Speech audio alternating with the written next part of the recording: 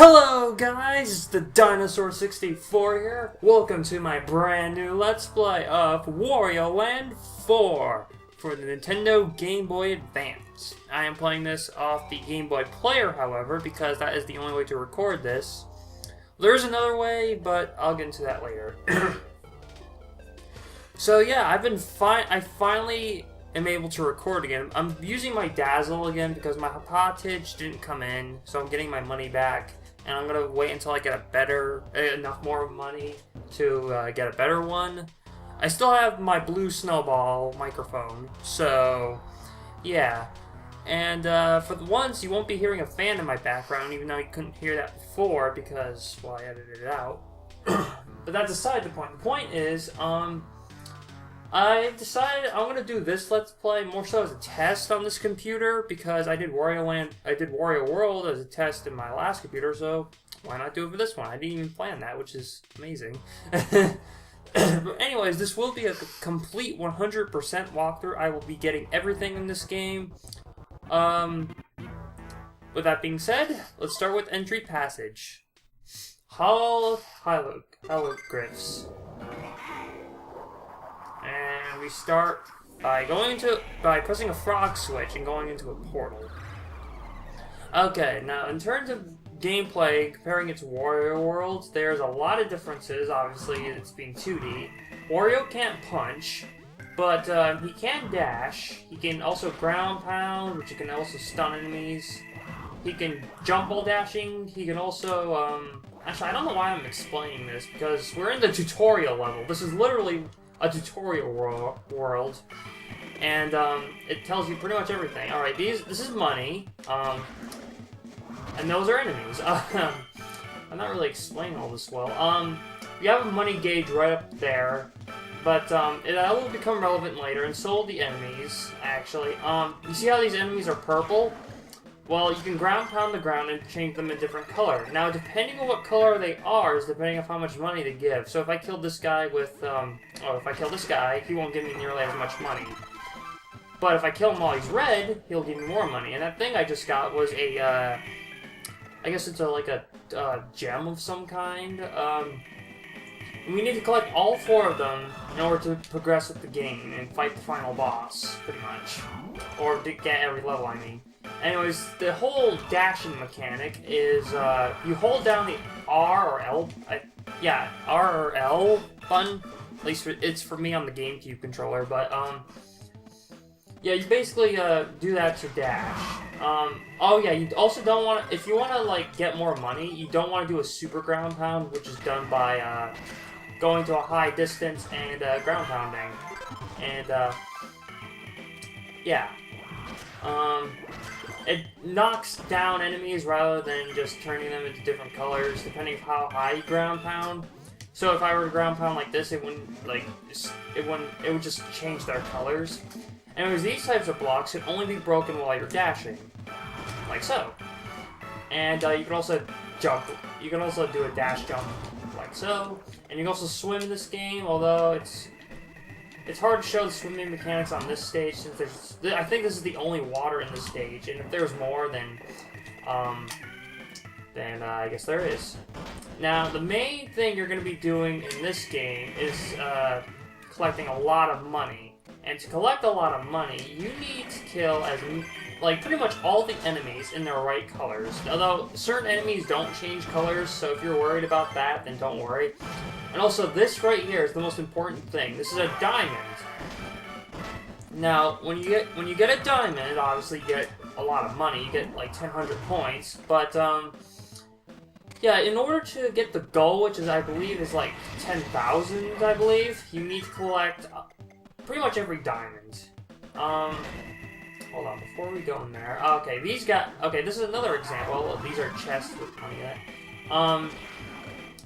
This guy actually changes in 3 colors and drops the biggest thing he can get. When he's red, then that means he'll drop the red coin. He'll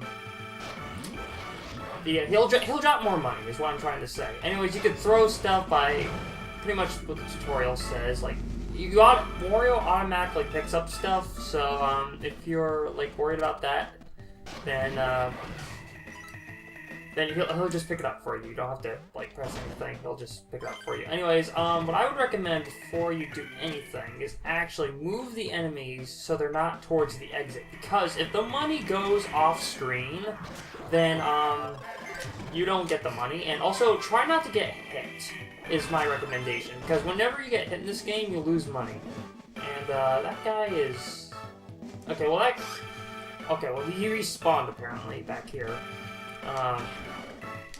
And dead. Okay, okay, here's another example. If you hold down, if you press down when you're on a slope like this, Wario will roll, and, yeah, he'll basically just roll. Anyways, this little guy up here is important. He's very important. You can't beat the level without him. He's called a keybird, but sometimes I refer to him as Keezer because someone by the name of GameGuy888, he did a Let's Play of this game on various difficulty. There are difficulties in this game. This is a normal mode. He played it on super hard mode. I don't have super hard mode. I just have normal and hard mode. I would be playing this on hard mode, but I'm not really that good at this game yet. But I don't know what else to say. I'm not really good at this game. Anyways, this is deceiving right here, because you can actually break that block.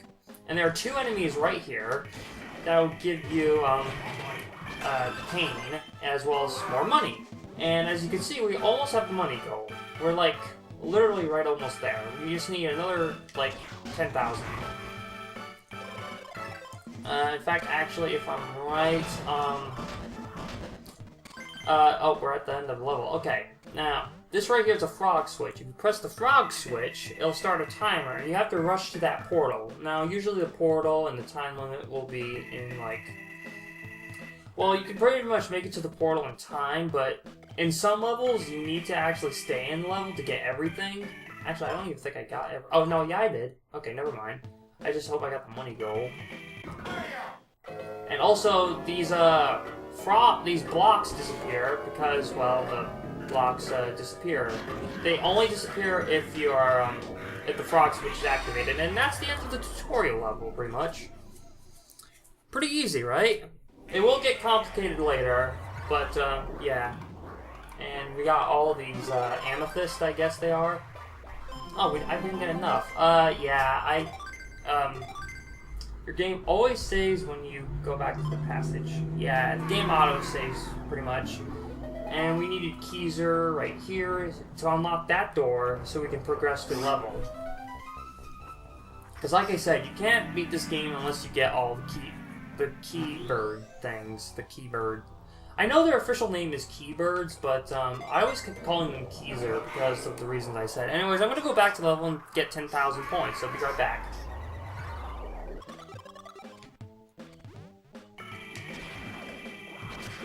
Actually, wait, since I'm here anyway, the chests actually give 500 coins, even if you already collected it. So if you got everything, I still recommend you go for the chest, because every chest in this game gives you 500 coins, and I would recommend that, obviously. So anyways, back to cutting.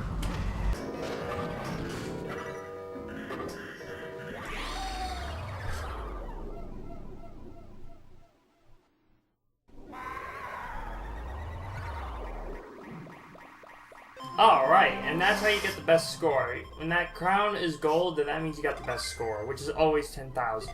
Alright? And yeah. And it always keeps your best score, so you don't have to worry. So yeah, we pretty much got 100%. This is the minigame shop, I'll show that later, but now it's time to fight our first boss, Spoiled Rotten. Now, I'll explain the minigame shop later. Right now, it's not going to be really too helpful against this boss because I don't even think it's going to be anything. Anyways, this is an item shop. I'll explain that when I explain the minigame shop. So, yeah, I'm not really going to explain it right now, sorry.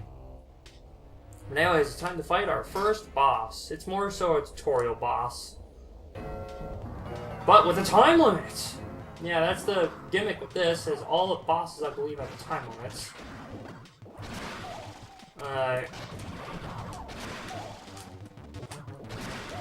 And this boss is just pathetically easy. And case in point. Yep. Yeah, Spoiled Run is pretty much a tutorial boss. He's more harder on super hard mode. Well, all the bosses are pretty much, but yeah. What's going on? After beating Spoiled Run, we've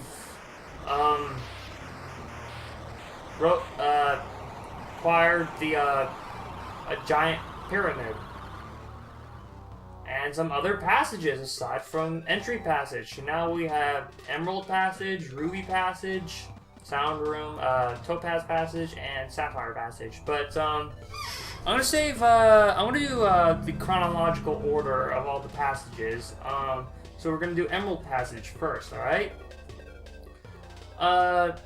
I hope you guys liked this first episode of Wario Land 4. If you like the commentary and you're new to the channel, please subscribe and like this video. It really does mean a lot. And stay tuned for the next episode of Wario Land 4 when I tackle Emerald Passage. Alright, so see you guys then.